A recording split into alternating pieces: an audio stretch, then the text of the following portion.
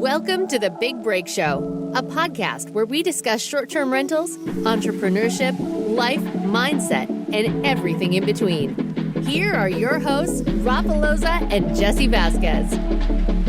What's up, everybody? We're back with another episode of The Big Break Show. Man, today was a good one. And before we get into it, let's introduce my man, Jesse Vasquez. Remember I said I was going to do a little theme when I come in? I forgot about that. Yeah, I forgot about that, Rafa. Come on, man. Today was a fantastic episode. We kind of went off topic and talked a lot about AI, but you know what, man? This was probably one of the episodes that we have where we're just basically BSing and like actually having conversation, almost like if we were sitting next to each other in a room, just talking. So I feel that the audience is going to get a lot of, this is what it's like hanging out with Rafa and I, like exactly what you guys hear today is what it's like hanging out with us in person. And I feel like that was actually really fun, Rafa. We didn't have anything laid out. We didn't even really get into their stories too much other than they met at an office with a bunch of dudes. And Zev happened to be that one guy, which is Zev and Melissa Forrest, by the way, who are our guests today, which you will meet. But it's a funny story how things worked out. Yeah, man, they got a lot of good stuff happening in their lives, and they're doing a lot of big things in the short-term rental space. Yeah, they're crushing it. I met them, like a year and a half ago at a meetup that we were having down here, and I was really intrigued by their story. And I run into them at events and conferences all the time. They're really big on growing and doing events and meeting people. And so I was like, dude, you guys got to come on the podcast so we can have a conversation. And I didn't even know where it was going to go because they're all short-term rental based. And it went so well because you're right. It was just an honest, true conversation. Like if we were just hanging out, shooting the shit. And it went great. We knew about their story. We talked about what they did, but we weren't like counting them with questions. We're just talking about what was coming to mind. And we talked about AI. We talked about their business. We talked about a lot of mindset stuff. Melissa has a really good mindset now, right? And I thought it was great. I love having conversations. The hour went by so fast. Sometimes these podcasts, you thinking of what's the next good question to ask to get value from it. But sometimes the best podcasts just come from really good conversations. And this was one of those. And I really enjoyed it. It was so much fun. I'm pretty sure the audience is going to enjoy it. I'm pretty sure they're going to like it. Plus, it was just fun all around. So without further ado, Zev and Melissa Forrest. Hey guys, Rafa here. A lot of you guys have been asking me if I have a course, if I teach, if I mentor my short-term rental business. And the answer is I do actually. I just recently released my very first course. It has about 120 videos. If you're part of the monthly membership, we are adding 2 new videos a month in current issues or projects that I'm working on within the short-term rental business. And we do 1 monthly call live where you have access to me to ask me all the questions you want. So if you're interested in joining the course or if you want any more info, click the link below. It is application only. We only open it to a certain amount of students every month because we want people who are serious, who really want to be a part of this, who actually want to take their short-term rental business and grow it, or are starting from scratch and want to learn how to actually acquire properties doing rental arbitrage. If that's you, if you're serious and you really want to do this, click the link below, schedule a call with me or my team, and we'll get you going. Now back to the show. Hey guys, so we have Zev and Melissa Forrest here with us today. Guys, I'm excited that you guys are here today because I want everybody to know you guys' journey, what you guys do, and what you guys are about. We've had some really good conversations in the past year. We've met at a bunch of different events, and now here we are. So can you guys let's start off with letting everybody know who you are, what you guys do, and what you guys are about, please? Yeah, sure. Well, we're super excited to be here. So thank you both, Jesse and Rafa, for having us on. Thanks for coming. You're very looking forward to this podcast, and looking forward to just talking and chatting with you guys. So basically, where should we start? Well, Melissa and I, we met in an office that we both worked in together in commercial real estate in a firm called Marcus and Millichap, and we both sold commercial real estate assets. And long story short, Melissa ended up finding out about a free Airbnb workshop. And she said, hey, let's go to that. And then we went to that. And after that, we said, okay, look, it sounds like a good plan. Let's try it out. So we bought a property. The workshop was teaching us how to buy properties and Airbnb them. So we bought a property all the way out in Riverside, and it worked out well. So we said, okay, well, what's next? We didn't have the funds to buy another property again. So then we learned about the arbitrage method, and we started arbitraging units from there. And long story short, today we are mixed. Yeah, we own properties, we arbitrage properties, we co-host properties as well. And more recently, we've been focusing on property management for luxury homes in Southern California along the coast. Yeah. And just for a little context, we started our journey in 2017 when we were just dating, and we got engaged to the process and married through the process. And now we're a husband and wife team that do this full time. That's very cool. Dang. So you guys are like the Harmozis. Like you met and then all of a sudden it started like. Yeah, we're exactly like that. I think Zev, I've been hearing him say this a lot lately, but he says that our pillow talk is short-term rentals. Because this is like, this is our and it's true. We're like in bed and we're like, hey babe, so that guest Catherine or that lady. I fall asleep to talking about guest reviews and what needs to be improved. Oh my goodness. I was actually just listening to the story of like Alex and Layla and like how they met on like Tinder, and it was freaking like, it was like a business meeting, and then that's how it ended up. I still think there's something like weird with them. Like I don't know the whole thing yet, but I agree. Yeah. I'm with you on that, Jesse. I haven't really figured them out in that way. Yeah, because it's like, I think Alex is the type of guy, and I could be wrong, this is just me like consuming all this stuff. He's so business driven that he could see something and want to like extract that. Almost not as, I guess in business, like everybody kind of uses each other in this way, right? Like everybody like, you're good at this, you're good at this. It's almost like he like plugged and played this person that was essentially his life partner, right? But then it was also like the business mogul, and they helped each other in that way. But I mean, I guess I could be wrong. This is me again, just like, Alex, if you reach out to me, like I'd love to have a conversation. I'm just kidding. But I don't know, like that guy is super intelligent. I know, right? Like, go ahead, Alex, shoot me a text message, buddy. Here's my number. It's 209. I'm just kidding. Right. No, I feel you on that one. But it's funny. We met, like, I asked her out through a calendar invite in the office. She got that in the email. I slipped in there. Google Mail. So, he slept in. Yeah. And she thought that we were going on a business meeting. And even the second date, which was cheesecake and wine, she still thought was a business meeting. Okay, so hold on a second. How awkward was the first date then? Because you're over here trying to like be all smooth and she's over here talking about work, or how did that go? Yeah. Well, we talked about a lot, just different things. There was personal stuff too, and it was all business from the calendar invite, and then I shifted it to personal stuff when we got there. But she still thought it was a business relationship. But to my defense, so when I started working there, I was only one of 4 women in an office of like 90 men. So I had there was a lot of male colleagues, so I had a lot of male friends. So I didn't know it was a date. That's true. Wait, so was Zev the only one going after you in the office, or was there like, did you get asked to a bunch of other business meetings too? Yeah, I had a lot of free lunches and dinners. A lot of business meetings, right? Yeah, a lot of business meetings. Dude. Yeah, you got it. Yeah. I know. I got really lucky. Exactly. So then that's why she was like, let's do an Airbnb workshop, and I was thinking, oh, great. This is a way to get her out of the office and never come back. Put her in Airbnb, never do commercial real estate again. It worked. That was a good plan. That's hilarious. So, okay, cool. So now we get the story. So Zev had to compete with all the other Zevs, right? And you ended up, that's a sly move, dude. Like, that's a sly move, sending a Google invite, and you have that, like, this is a date, and Melissa's just kind of like, wait, what? What is this? Hey, it's not as smooth as using Airbnb to get her out of the office, though. Hey, I like Airbnb. You like Airbnb. Let's go to Airbnb instead.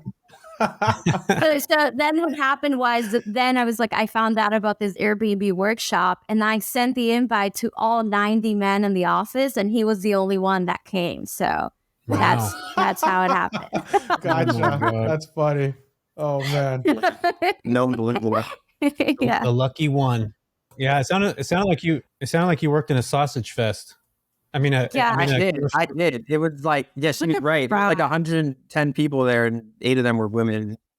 And out of those 8 women, that like 5 of them were on brokers, brokers. Yeah. So okay. So I want to get a little bit serious here. Not that it's not being serious. Like, I love you guys' story. It was awesome. But how did the transition go? We're very serious. How did the transition go from being in that office environment to like starting your own entrepreneurial journey together? I'm curious about that. Because like, okay, so hold on though, but there's context behind this. Because you guys started it together, so I know it's different than one bringing the other on. One was already going, so it's different. Right. But I'm curious as to how it went from both of you guys being in a structured job environment in like a corporate world, and then deciding, hey, both of us together, let's start this entrepreneurial journey together. So with the context Right. behind it, like how did that look? I feel that in the roles we had working at Marcus and Millichap, being commercial real estate agents, we already had some sort of entrepreneurial like nature to what we did, because we did set our own times. Zev says like we eat what we kill. Eat what we killed. I didn't get paid salary. I was just all straight commission. So it was like already some sort of part of our nature, but I knew that I didn't want to be making 100 cold calls a day, and that was not the type of environment I wanted to be in, but I didn't know what the next step looked like. So I was always open to opportunities or seeing what was out there. And then when this workshop came about, it was someone that I was following for a while, and there was some sort of trust there.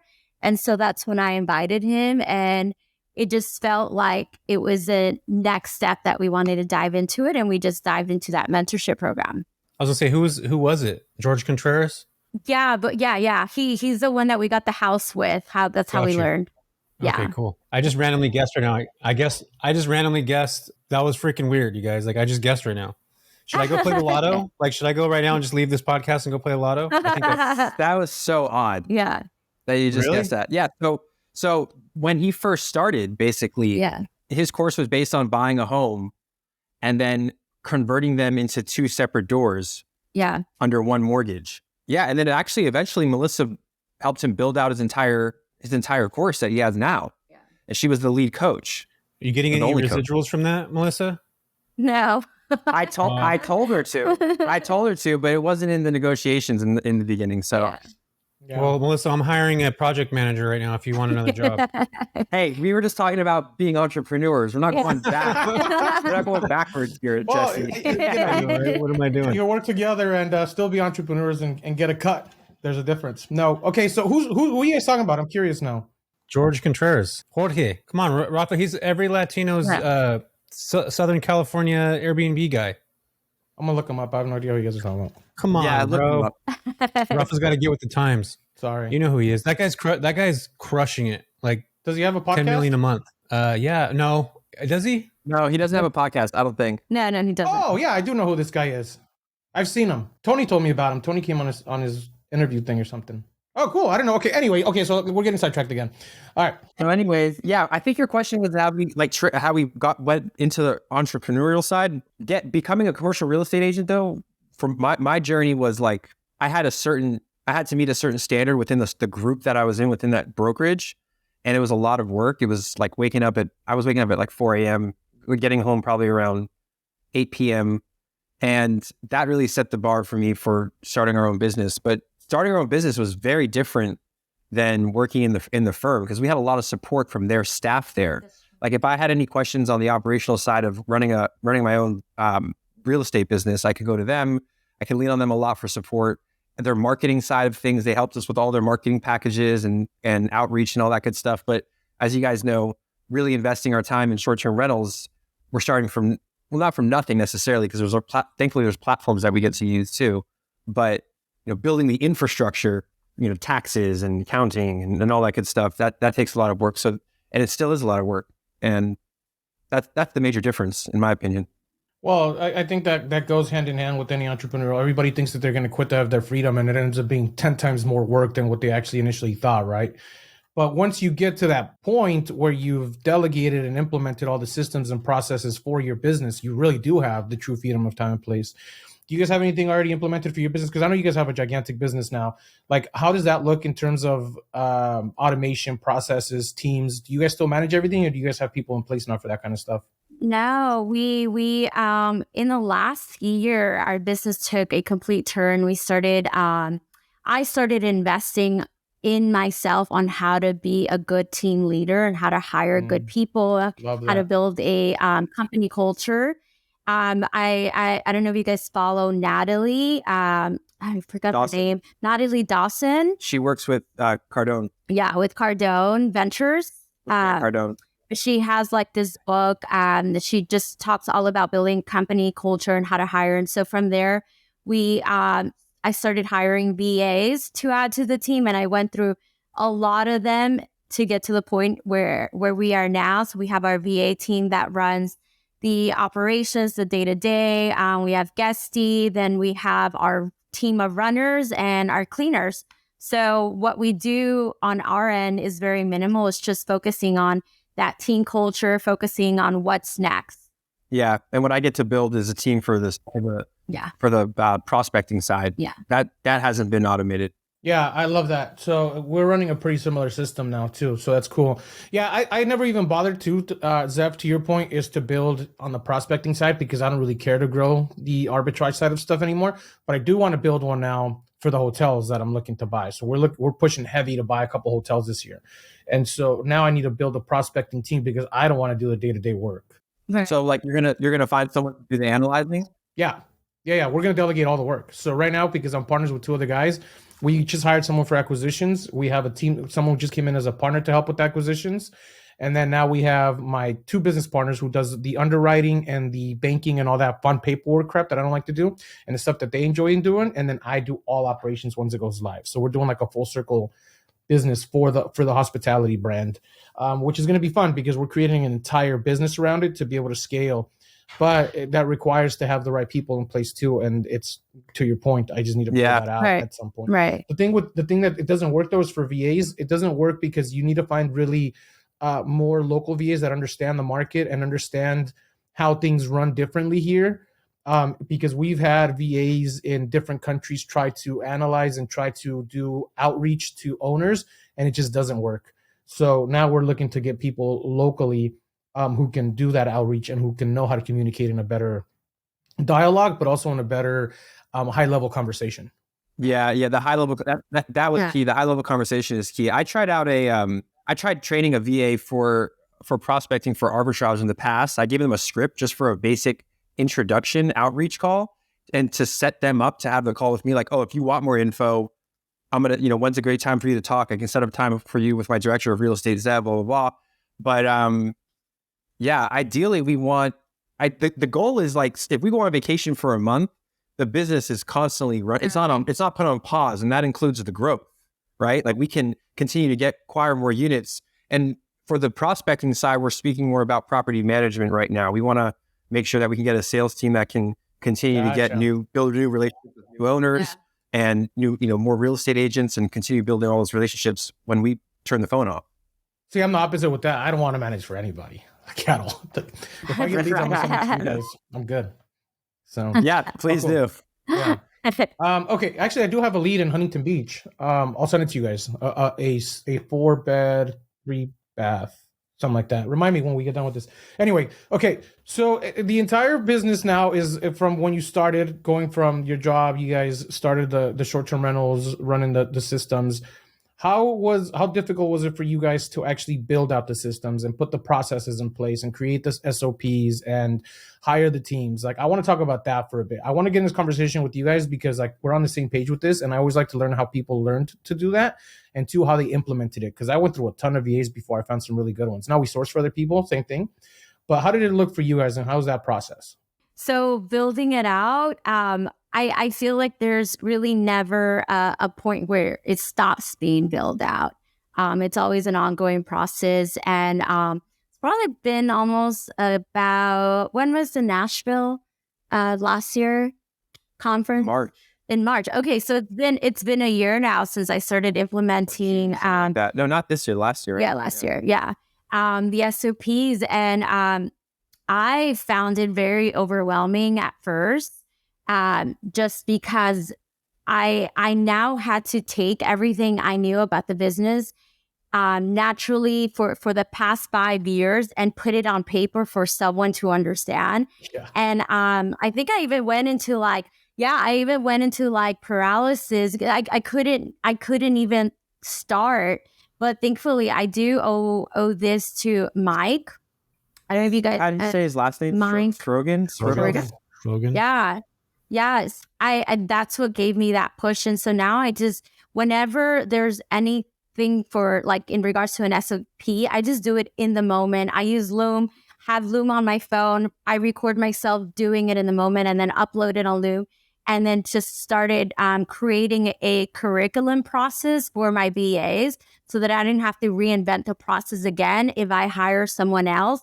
this is what they start. This is the onboarding process. This is the curriculum for week 1, week 2, week 3, week 4 training with all the SOPs built in. And again, I'm still building it out, and it is a lot, but it feels so satisfying when I'm seeing them, just follow the training and following the SOPs and actually creating the level of work that I want them to create without me having to spend so much of my one-on-one time with them.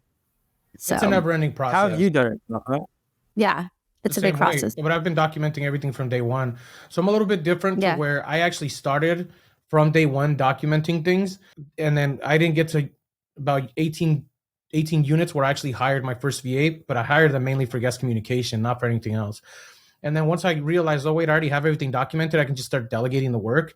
Now I don't even do any of it. So my VAs are now building the SOPs for me. I have my main VA who does all the training. She does all of the work for that stuff, and anything that needs to be implemented into a process. If it requires me to record a video, I record it, send it to them, and then they break it down into screenshots, saved into a document on an Excel spreadsheet. That's pretty much it. But I no longer do any of it because my VAs are doing it all. But when I started, it was just document everything. How did you know to document everything? 2 things. I was part of a similar to you guys. It wasn't a workshop. It was like a small short-term rental mastermind for business. And the guy that taught me business systems. And so he taught me about how to actually build a business. And plus, I was already running a business prior to this, but I never learned about actually documenting. I would just write things down that I needed to do every single day. And then I would start using those things and handing them off to people.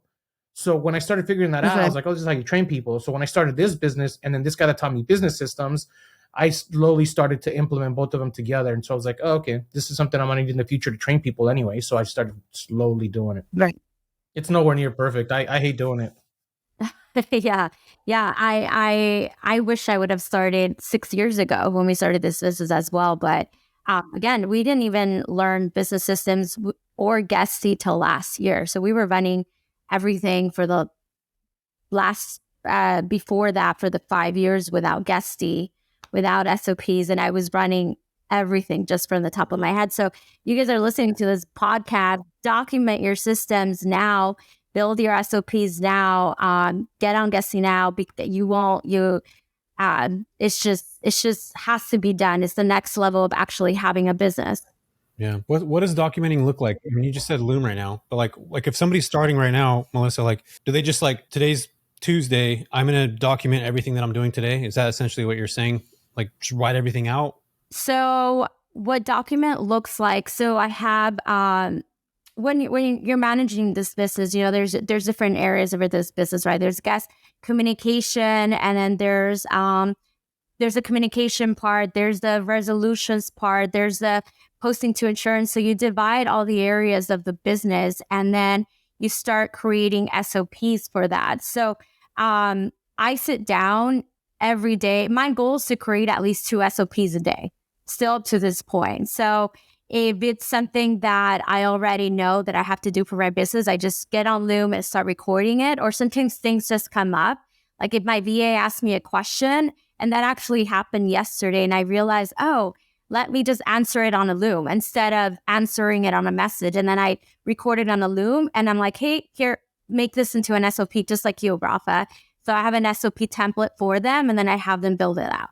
So it's funny because I think Mike learned from the same guy that I learned from on the business systems, because we do everything very, very similar, like pretty much identical, because I saw it at the Wealth Conference too. And so when you're talking about right now, see, for me, I actually have it on my calendar 1 hour on Mondays and Fridays to build out systems, and I literally skip it because I hate it so much. I don't do it. But whenever my VAs ask me a question, I legit will go on the computer and record it, and I'll show them how it's done. But odds are I already have it saved. So what I did is I ended up just giving them access to my entire Loom folder, which is hundreds of videos, and they just search for it. Some of them are repeats, but they just search for it. And if something's been updated and they go, hey, this is outdated, then I record a new video. But I've never actually done it. So like Jesse, for you, the way you do it is anytime somebody asks you a question, you just record it based on what your team needs. But there's things that your team can't do. For example, the hour on my weekly calendar that I have, That is for building systems and processes for unit build outs for the pre-guest entire business aspect of it. So how does it look to acquire a property? How does it look to set up a property? How does it look to negotiate a property? How does it look to hire a designer? How does it look to order furniture? How does it look to buy on Amazon? All that needs to be built into a process, and your VA can't do any of it because that requires your work.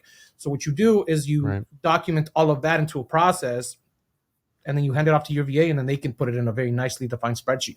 Actually, now I'm having, I got to share some good stuff with you guys, but I have AI doing it all for me now, which is awesome. Oh my, you just read my mind. I was just going to tell you that AI changed my life with this, actually. And I mean, you know how it is. It's so good with it. So now whenever I have an SOP in mind, I just like to see what it gives me so that it gives me the structure for it. And then I just like fill it in.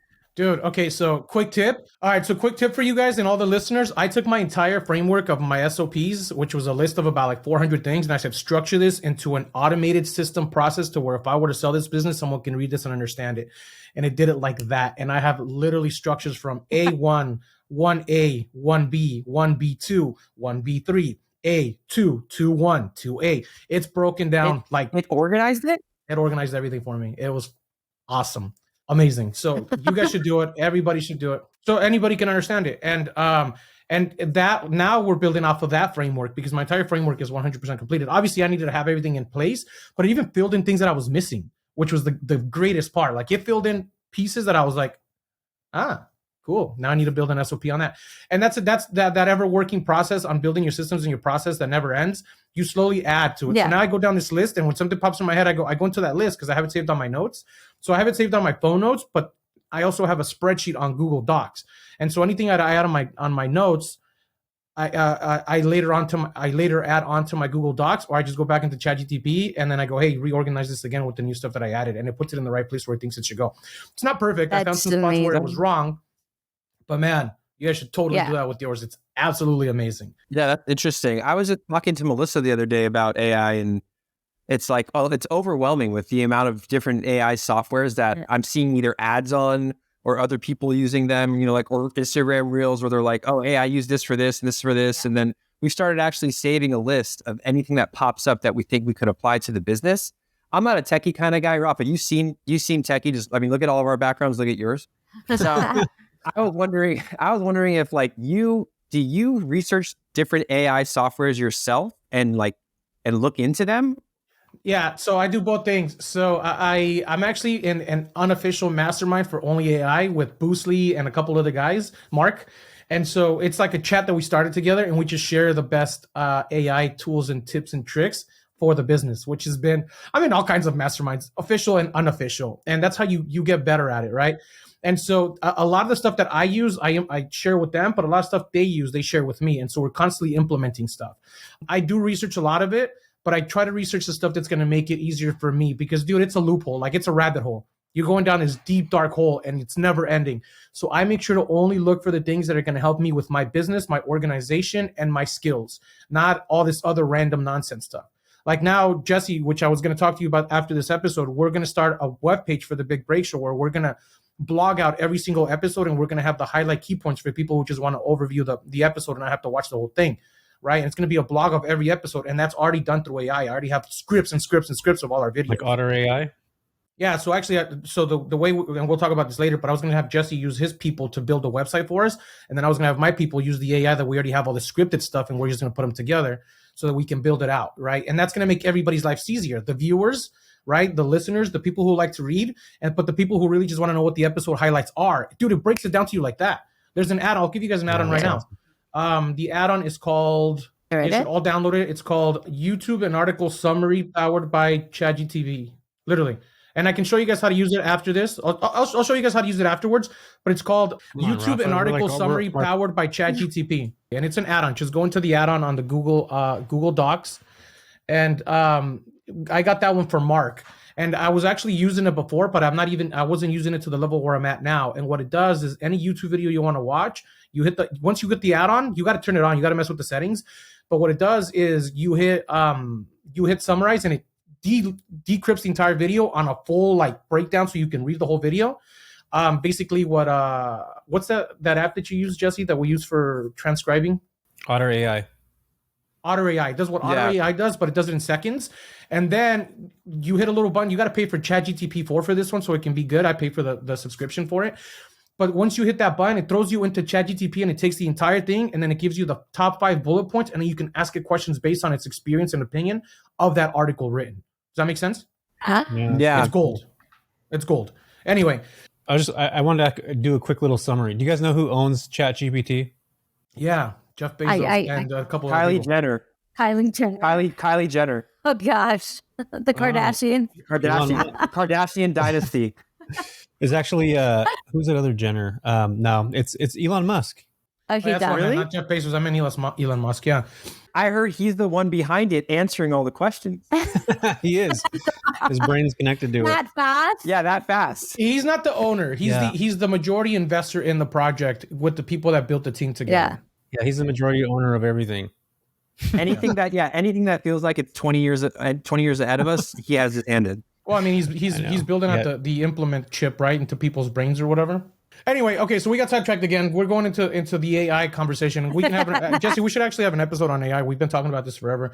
But so going back to your systems and processes, use the tools available to you for that, right? And it can save you so much more time now. Like, dude, it's so easy. There's actually I don't have it installed yet, so I'm not going to talk about it. But there's actually a plugin for AI. So like the presentation I did at the Midterm Rental Summit, that whole presentation was done by AI at a click of a button. Like, I hate doing PowerPoints, and I was like, can you build this out on PowerPoint? And it built the entire thing for me like that. What program was that? I don't know. What program was that? By the way, we're back in AI. We're back in AI. Gosh darn it. All right. Okay, so I'll find it. I'll send it to you guys later. But that presentation was built by AI, so you use the tools to your disposal. Yeah. So Jesus, now okay, we got to go back to you guys. We're talking about. I was telling Melissa, I'm like, yo, there's so many AI softwares coming out. It's like, I feel like I need to hire someone just to research different AI softwares that could be beneficial for us, and then also learn them to be implemented into our business. I need someone that can do all of that. Agreed. Yeah. 100%, man. Yeah. I think I'm in that mastermind with Mark too. I need to probably look into that a little bit more. Are you in that chat with us? I feel like it's not being utilized in our space enough. Yeah. I'm in the Slack conversation, Rafa. No. This is on WhatsApp. It's me, Jason Reese, Mark. Well, add Zev and Melissa and myself on there. What's the matter with you? Yeah, add us in there, man. I've been itching for this. I have a whole list that I can contribute. I have a whole list that I can contribute. This all applies to our business. Each one of these bullets is a different one that applies. In the marketing, in the accounting, in the outreach, in the leads, in the communication, in the design. I got it. I'll add you on there. Pretty much what we've learned from this conversation for everyone that's listening is that your team is AI. Yeah, sounds like it. Right. It's going to be at some point. I literally trained my VAs to learn how to use AI. And now I feel like we have a wins channel on our Slack. So every morning, as soon as they start their shift, they're supposed to talk about, they're supposed to share something that they consider a win, something they're grateful for, and their intention for the day. And you were just mentioning this today, that one of our new VAs that we hired, after I taught her how to use AI, the way she writes on the Wins channel is so perfect. It's like English is, if it was her first language, it's still written too well. And she's like, everyone, let's be grateful for all the small things in our life. And I'm like, wow, this is great. I use Hospitable for guest communication, and they now implemented ChatGPT behind it. And so I actually had a conversation with one of my VAs. It was kind of like, I kind of didn't yell at her, but I kind of like had to give her a little bit of discipline on or not discipline, but like had to teach her, because they're getting comfortable as to, you just hit the button, it reads the conversation, it sets the response for you, and then you just hit send. Right. And so I was like, it's gold because it saves a ton of time, but they're not reading the actual message to see that, to make sure it's making sense, right? And it was asking for like crazy things like, oh, somebody's asked a dog question, a pet question, and they're like, oh, we need vaccination records, we need documents being sent. Well, we don't ask for any of that, right? But they were just hitting send. And I was like, hey, look, use it to your advantage, but don't use it just to like blindly. You know what I mean? Be lazy. Yeah. You can't use it blindly. Side note about AI on AI is that I asked it to make us a meal plan. We're pescatarian. I asked it to make us a meal plan for a pescatarian diet, and it started giving me chicken.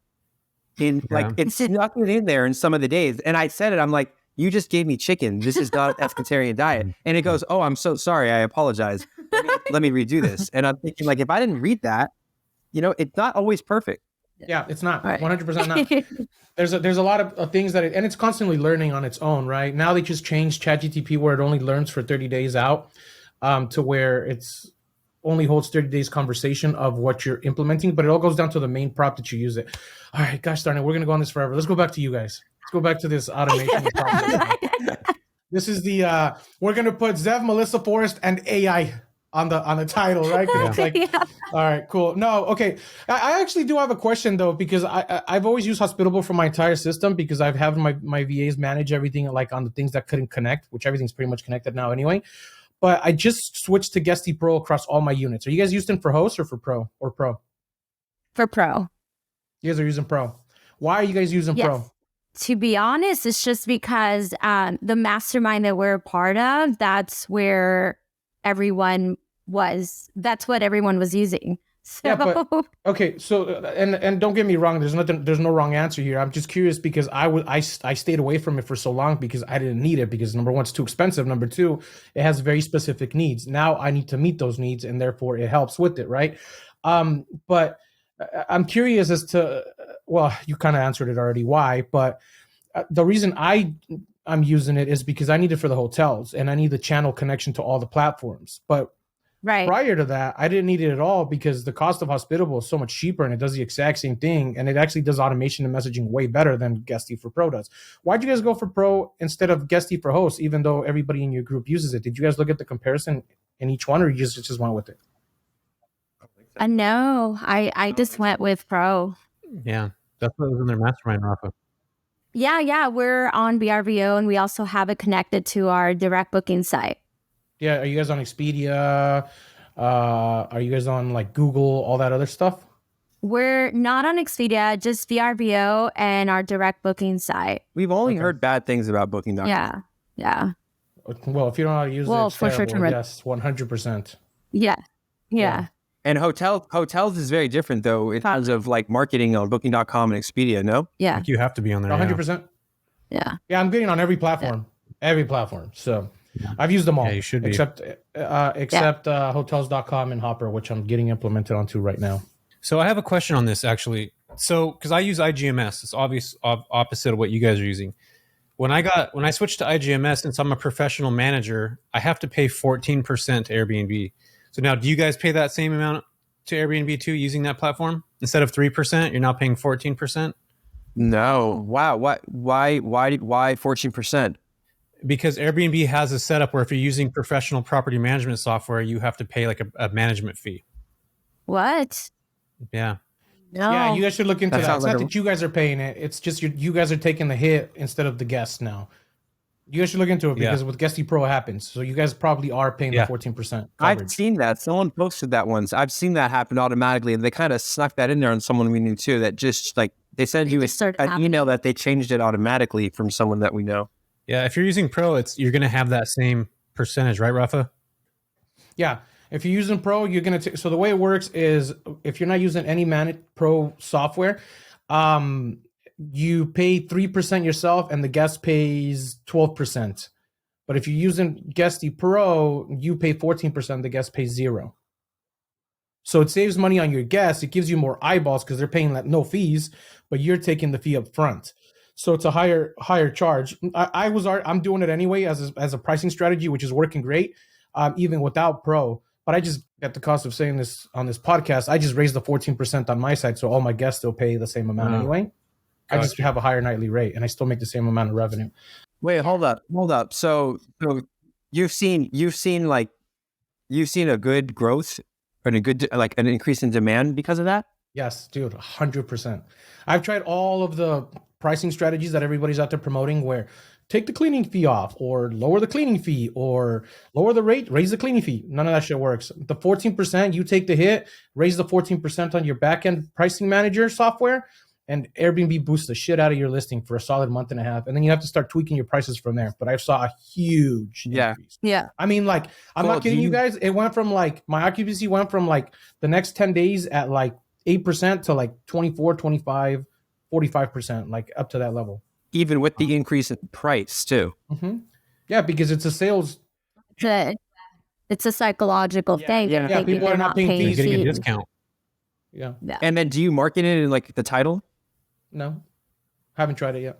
No The listing title or anything? So they'd only know though if they actually click on your listing though, right? Yeah, but they'll know because the smart shopper looks at different listings. And if I click on listing A and it says I got to pay 300 in fees, and I click on listing B and it's lower and zero fees, they're going to be like, oh shit. And I'm providing a better service than listing A.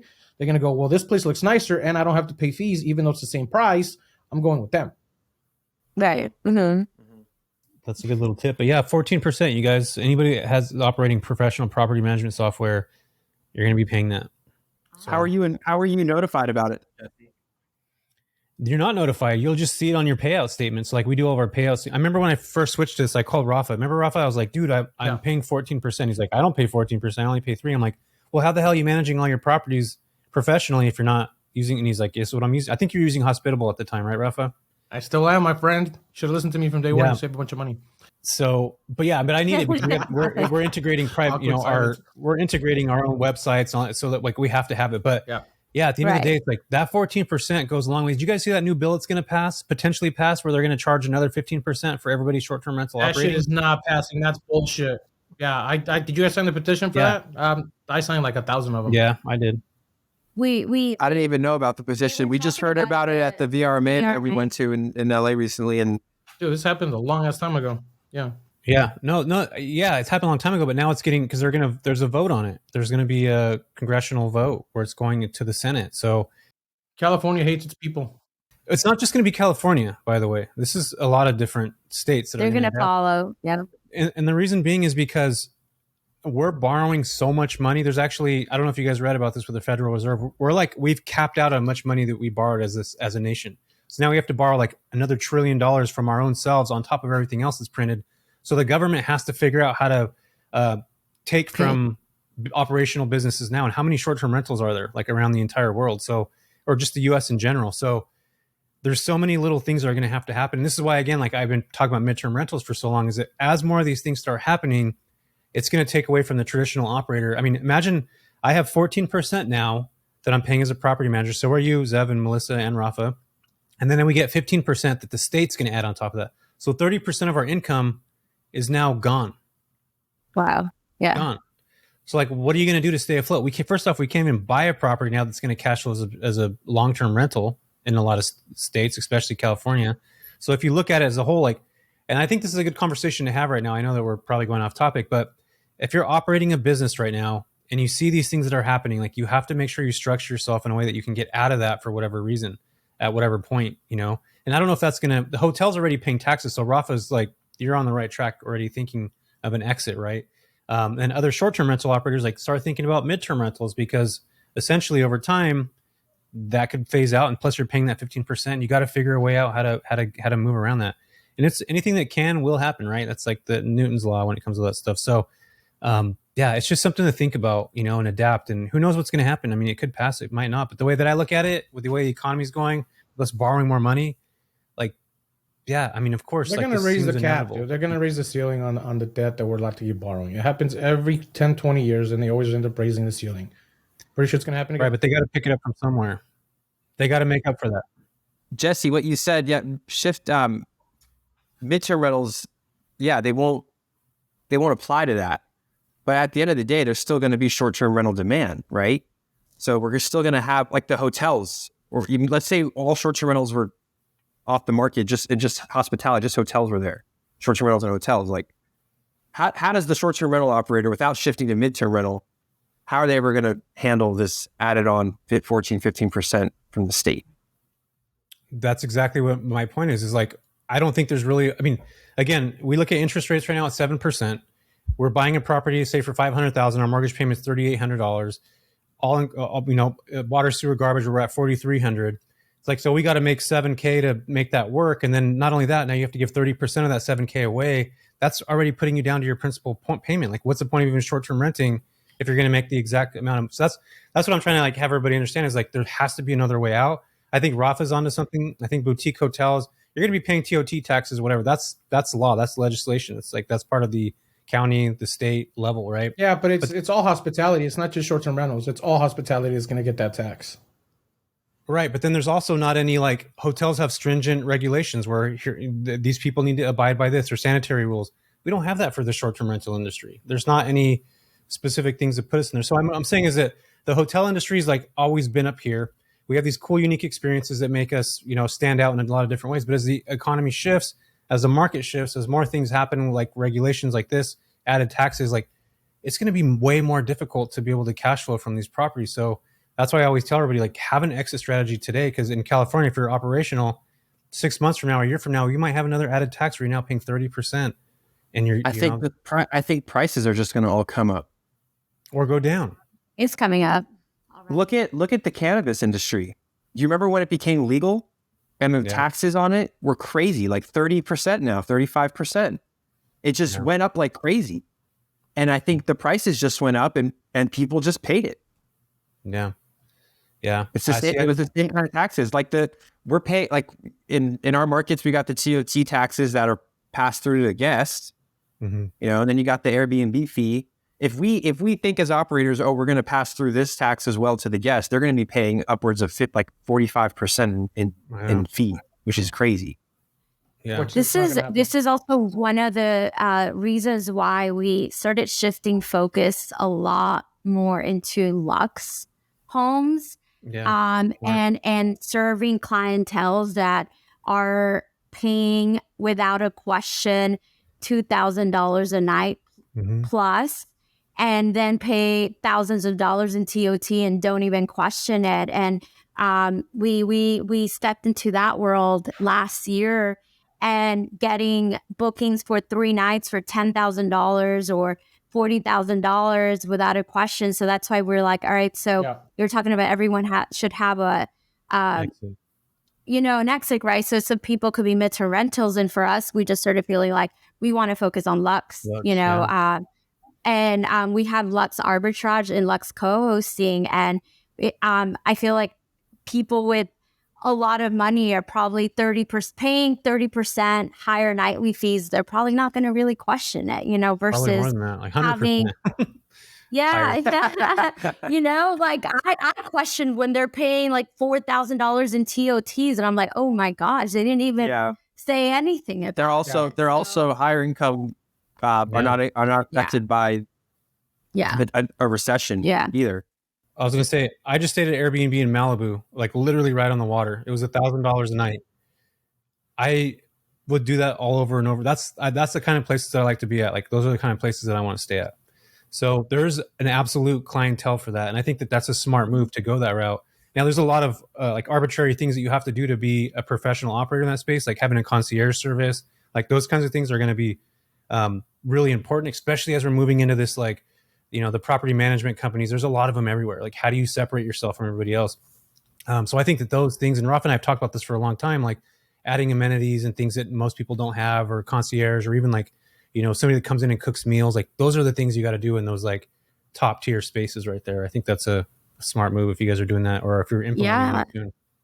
So not to go back to the AI conversation, but to go back, we're talking about how to send out, right? And if we're looking to serve a higher end clientele, the guest experience gets to be higher end as well. So we're starting to implement something and we're using AI for it. So when a guest tells us why they're coming to town, it doesn't end there, but now we offer to do an itinerary program for them. So we're like, hey, would you guys like us to build out your itinerary? If you guys out here for 4 days and you're celebrating this and you want to experience the outdoors, go on AI and ask AI to do an itinerary program that focuses on outdoors, and then send them that. So it's just going the extra. And we can base the itinerary off what they are. Like if they're a family coming into town, it could be like a family oriented itinerary, or like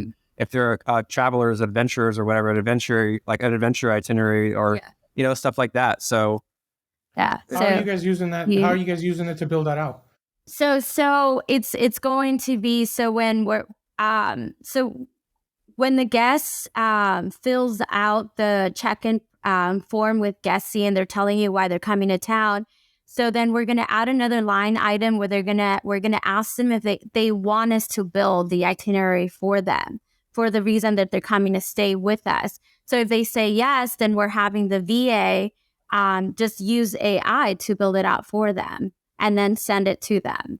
So that's the process. We're the build out conversation point of it, but we're just thinking about ways to send out to provide a higher guest experience, and then also using AI to. Can I tell you something, you guys? Yeah. I can't wait for the day where we can type in AI like Zev Forrest is coming to my property, and AI finds Zev Forrest. It grabs all of his data on Facebook, sees already what he's done if he's been kayaking in Arizona or whatever, finds his favorite bands, and then all of a sudden we get this integration where Zeb shows up and his favorite, Smash Mouth song is playing on the radio. And he walks in, and his favorite beer that he has posted on Facebook is in the fridge, or just like those kinds of things. Like that's where I see the future of this going. I've been talking about these things for a while, where it's like we're being very specific about curating to a specific person rather than like the general mass public, right? It's very specific. But data scrape. That software is already out there with targeted ads. Huh? Yeah, Airbnb's already working on that. So I just saw an interview with Chesky where they're working out on AI, their own AI system, where it's going to pull the customer's information and the data on, like, let's say me, and it's going to know exactly who I am, what I do, where I'm traveling, why I'm traveling, and it's going to focus the entire Airbnb experience based around me specifically, to where whenever I go into Airbnb, it's going to show only the properties that I'm into, based on my history, based on my budget, based on my price, based on my likes, based on the location. They're already in the process of building something like that out. So I wouldn't be surprised if they go the extra step and add the implementation to where they send a message directly to the host and goes, hey, this is your guest. He's coming here. This is what they're into. This is what they like, so that you can provide a better guest experience as well, because it's already happening with them. They're already in the process of making it. So it's connected with Google, and it's gonna get crazy. By the way, I was just thinking, like, the TO, the if that new tax gets passed by the state level, that's just another thing that's gonna filter out hosts that really don't know what they're doing in this business. 100%. Yeah. So like we're seeing that happen a lot now, where the short-term rental industry is going. Like everyone says, like 5 years ago, you can't just slap a property on Airbnb, put IKEA furniture or whatnot, or just your local thrift store furniture in there and get fully booked at whatever price you want. But I think that for everyone that's listening, because the hosts that are not really learning the new things that are going on, they're not listening to podcasts like this, they're not involved in the industry, they're not going to conferences, they don't have a mentor. Do those things. Do the things that you're not doing. Look at people like Rafa and Jesse and see, like, how can I keep my finger on the pulse and learn more so that I can continue this business? If you're serious about it, everyone's going to have a conversation with themselves at some point and say, do I want to do this full time? Do I want to focus on this? Or do I want to hire someone to do this for me full time? Or do I want to drop out? Because that's where it's going. Well, and it's also, I was going to get to was what you were saying earlier. The answer to how we're going to stand out is, you guys are in it already, is picking very targeted properties to serve a very specific customer that's not going to care about it. Because like the low budget people, they're not going to pay it, and they're going to end up going probably back to the budgety hotels and all that other stuff. And it's going to change it for sure. I honestly don't think it's going to pass because it's just excessive, but you never know. So anyway, guys, we really are at the top of the hour here, and we want to get to our last questions that we ask everybody here. I know we didn't. Honestly, this has been a great conversation. Probably one of the best we've had in a long time on the podcast. So it's like very like having a great time. But we like to keep it under an hour. So being that this is the big break show, I got to ask you guys, like, did you guys, and you guys can answer it individually or together, it doesn't matter. But do you guys have a defining moment that was your big break in terms of life, business, relationship that got you guys to where you're at today? I know what it is. Yeah. You do? Oh, Jesse, I will personally say that a few years ago, we did a transformational mindset mastery program called MITT. And that's what I consider my big break, because that was the moment that I was able to recognize all the limiting beliefs and my belief system in regards to success and money that was in my subconscious mind and was showing up for me, and I didn't even realize it. And that's what shifted for me and opened up my eyes so that I had this new awareness and was able to create a new mindset and a new belief system. And so that's what changed me and how I showed up in my business, showed up in relationships. So I consider that my big break, my shift in mindset and doing the internal work that I needed to do. 100%. I'm going to second that. And I'll add one more. I'm going to second that because it was a transformational journey of unlearning things that we've learned from our childhood and people that, anyone that's raised us and that we spend our time with. But also, I think COVID really was a big break for me. First of all, at the time when COVID hit, I became a manager of my office. They hired me to become manager. And because I was a new hire for only 3 months, they let me go when COVID hit as part of the layoffs. And that was a blessing in disguise, because that allowed me to focus now and shift fully on our business for the short-term rentals and not, half-ass one or the other, so to speak. But it also, what it did was it kind of tore me down mentally at COVID. It made me start thinking things about my future. I feel like I was starting to get so in my head about things about my future and what does it look like and what are we doing with our lives. And it allowed me to build myself back up stronger with this business. I was kind of reborn into this business. And I think it was really good. I spoke to a lot of people as well when we offered training at the time, a little bit after that training for Airbnb. And I was talking to people and I was like, hey, why do you want to go into Airbnb? Why do you want to do this? Why now and not 5 years ago versus now and 4 years? It's been 4 years from now too. And a lot of them were like, well, because of COVID, I lost my job and I started trying to figure out ways to make money. So I would start a picnicking business or sell things on Etsy. And a lot of people were echoing what I was saying right now, is that COVID helped them find a way to make money. Yeah. We've had that a lot. I love that. It's great. Changed a lot of people's way of thinking. Rafa, I was going to ask, how many properties are you guys managing now? What's your portfolio look like? So we have 13 and onboarding 3 more. 3 more. So Nice. You guys are at, what is that? It's going to be 13 plus 3, 16. Very cool.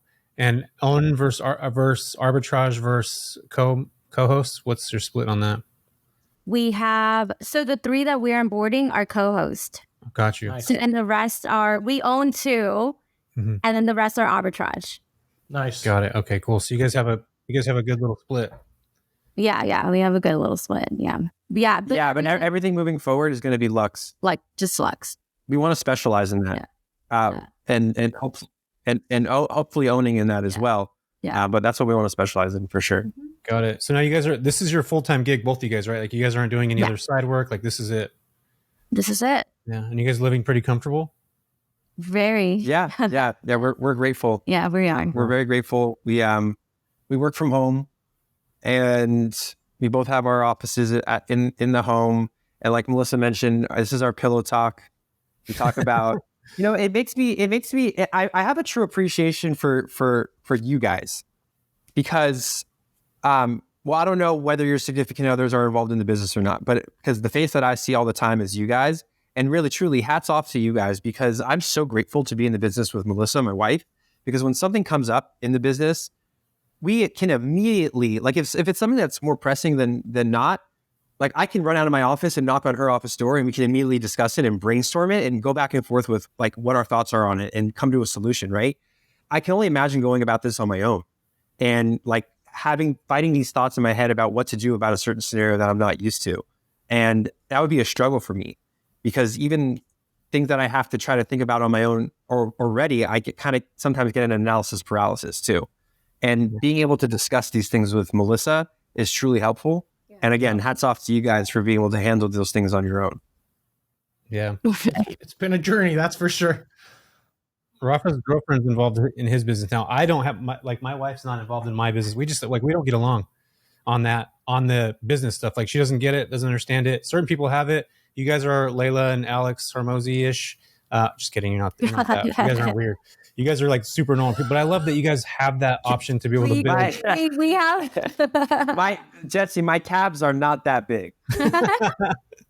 I know I'm messing with you, but yeah, that's cool that you guys are able to do that. I see just the same way that you show appreciation to us. I show appreciation to you guys because I think that, a partnership is a partnership, but then to have a business on top of that, that's a whole nother layer of another cake that is a lot to digest, if you could say. Yeah, I think you guys are the only two people aside from who did we have on here, Jesse? Tony and Sarah that came in together that do business together. Yeah. You guys are the only ones aside from them two that we've had on here. So it's cool to see because it's impressive, number one, and a lot of people don't actually run their business that way or don't know how to do it with their significant others. So yeah, definitely. I think it works both ways. I've said it before that the business helps our relationship and our relationship helps the business. And there's more to that, but that's the surface level. It gives us another sense of purpose that we're both building this empire together, and we're both on this mission together. So it just really adds another layer of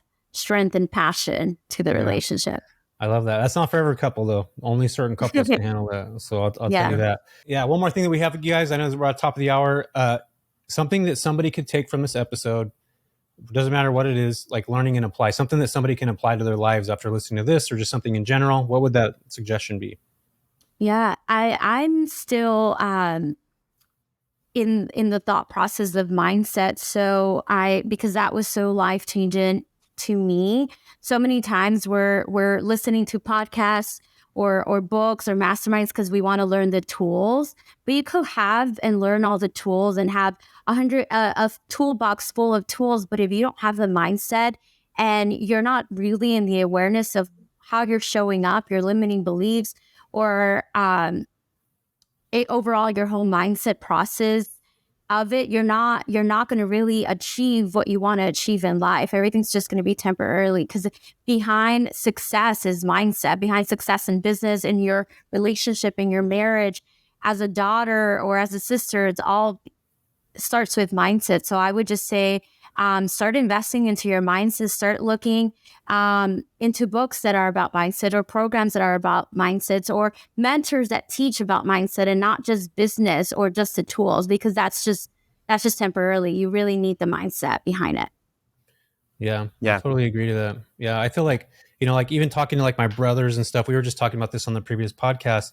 Like, my brothers don't understand business. They don't understand the stuff that and I'll go to them and talk to them about things. They're just like, dude, you're dumb. Like, that's stupid. Like, why would you want to do that? Or why are you even thinking like that?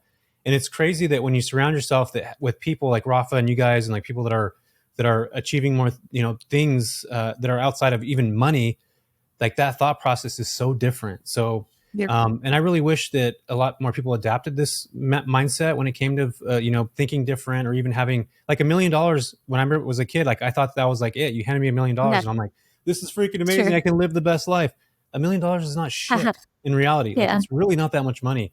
But it takes you time to understand this. You have to relearn those things, just like Zev talked about a minute ago. You have to relearn the habits that you were taught as a child, and what is worth what, and what hard work it truly is, and working smart rather than allocating time for money, those kinds of things. You have to learn all that. And this all goes back down to mindset, being around the right people, being in the right rooms, having the right conversations, having the ability to adapt to new things that are happening, or adapt to new ideas. And that's the hard part for people, is people are very stuck we're habitual people, right? That's just our nature. We're human nature is we're creatures of habit. So it's definitely something that you have to break at a certain point if you want to level up and get to that next part. Yes, I just want to say 100%. I'm so proud of this guy. Like Jesse, dude, everything he's saying is so I met Jesse when he was starting his entrepreneurial journey and stuff like that. And the mindset thing is an ever changing process. Even me, my mindset's constantly changing, right? I put myself in certain groups, certain rooms, and seeing Jesse, the way he started to where he's at now, is completely different. And everything he said right now, he wouldn't have said when we first started talking, at all. Because he's grown his mindset. He's putting himself around people. No, I'm serious. I tell him all the time, like, I'm super proud of the things he's done and the way he's grown and the things that he's implemented, because like it's a constant growing thing, constantly getting better, constantly being better. And even when you're at a level where you think you're good enough, you're not. There's someone that's already better than you. And now you just got to figure out, how do you put yourself in a bigger room with bigger people? And it's not just about the people you put yourself around with, but the people that you're going to learn from that are doing better than you, right? Otherwise, you're going backwards. So it's a constant, never changing thing. Speaking of putting yourself in rooms and other people, I'm serious, like, super proud of this dude. Anyway, so Thanks, bro. putting yourself around other bigger people, man. I want to know, what's the best advice you guys have ever received? That's a loaded question. That's a good one. That's why I don't tell you guys before, because I want to know what pops into mind. And it might not be even the best. See, there's a differentiation factor here. I always ask, what's the best you've ever received? But it typically comes down to what's comes into mind the moment I ask you that. And if that's the one thing that comes into your mind at that moment, then that's probably the not the best, but probably the one that made the most impact on you. Does that make sense? Yeah, I guess the first thing that comes to mind to me is it stems from the mindset thing too, is living in abundance. So by that, I mean, living in abundance as compared to living in scarcity. So what I was taught a lot is ways to save money when I was younger. You know, don't turn the lights on in this room. Don't buy that coffee. Don't turn on that kind of thing. Don't turn on the AC for so long. Don't leave it on when you leave the house. You know, all that. That's all scarcity. That's all like thinking like opportunities don't come my way, so I got to save money with what I have. But now living in abundance, I live in a mindset of like, I create all the opportunities that come my way. I work hard and I know that money will flow through me, and I will continue to make more and live in an abundant lifestyle so that I can enjoy the life I want. So I'm always thinking about how I can live in abundance. And when I do that, when I put that in front of me, I'm always like subconsciously looking for new ways to create relationships, abundance in my life with my wife. How can I better our relationship? That kind of thing. Instead of thinking about how do I not make it worse? Love that. Melissa, what was yours? I've had one too. And you said the first thing, right? So the first thing that popped into my mind is choosing neutral. And so what I mean by that is that especially as an entrepreneur, things are going to come our way. There's going to be days that are going to be not the best days, right? Or problems that show up. But what I mean by choosing neutral is that when I choose neutral, I get to choose what's the next step after that. But if I let something impact me in regards to my business, and I get emotional about it, or I get all like depressed about it, that's not going to be healthy for me. So just choosing neutral, so that the next step is 100% possibilities of how I want it to be. And it could be either way. So choosing neutral. That's such good, man. I absolutely love that you say that, because it's so difficult. Like, that's something I practice every single time. I'm glad you brought this up. Yeah. I practice, I've never looked at it as choosing neutral, but I practice staying in sync with everything at the same time. Similar thing. So I used to have a very different relationship where it was like, I would go to work and I'd get upset at work and I'd bring that into my personal life, or vice versa. Or something I would always do was, if I'm upset, I come home with the intention of, I literally would sit in the car and go, okay, I'm going to have the best time I've ever had. I'm going to literally like just enjoy my moment in the next couple hours with this person that I'm meeting, because I want to get away from that upset, stressed out, tired mentality from the business side of things to the personal side of things. And once I started mixing my business with my personal, there was no like sitting there and convincing yourself. So it was practice being at a neutral or being at a calm state the entire time, right? Dude, I used to be so angry. I used to get mad at the stupidest things. And now I'm like, it doesn't even matter. Because when you're constantly practicing it and constantly becoming better and better at it, that anger part of things, or that like stressful part of things, just becomes something where it's like, it's irrelevant. And you slowly start to convince yourself that, hey, everything needs to be treated in a very, like you said, neutral point of mindset perspective or point of view, to where you can go from a very stressful environment and know how to handle it very calmly to a very happy environment and actually enjoy that happiness. And it just kind of comes into the middle together. You know what I mean? I love that. That's great. Yeah, that's super, super good. Well, Zev and Melissa said it all. We learned that Zev slid into the Google DMs by setting up a date when essentially A it business wasn't a date? date. So a business Yeah. date. I'm And so confused. you've said it all, you guys. So where can folks find you guys at? So that are looking on the gram or on YouTube. Do you guys have any where You want our home address? yeah, actually, if you can give me your social security number, I'll take that. Yeah, they can find me at Zev Forrest is my Instagram. And mine is at Melissa B. Forrest, and YouTube, Melissa and Zev. Super awesome. You know what? Since I'm going to go play Lotto after this, I have one more piece of this segment where I'm going to guess a number between 1 through 10. And Melissa, choose a number right now. Don't say it out loud yet. I did already. All right. No, I chose it. Send it to me right now, telepathically. I got it. Okay. 7. No. It was 3, huh? You're gonna guess mine? Yeah, yours is 4. Close. Close. It Damn was it. close. I'm not playing What was Lotto yours? now. Jesse guessed, 9. Jesse guessed the same numbers. Though. Damn it, What was every- yours? 9? What was yours? 9. Mine was 3. Guys, don't go to the lotto today. Jesse, stay away, bro. Guys, thank you guys so much for being here. We really appreciate it. This was an awesome conversation. Yeah, I appreciate you guys. You deserved it. Thank you. so much. All I right. appreciate you guys. Take care. Bye. Thanks, guys. Later.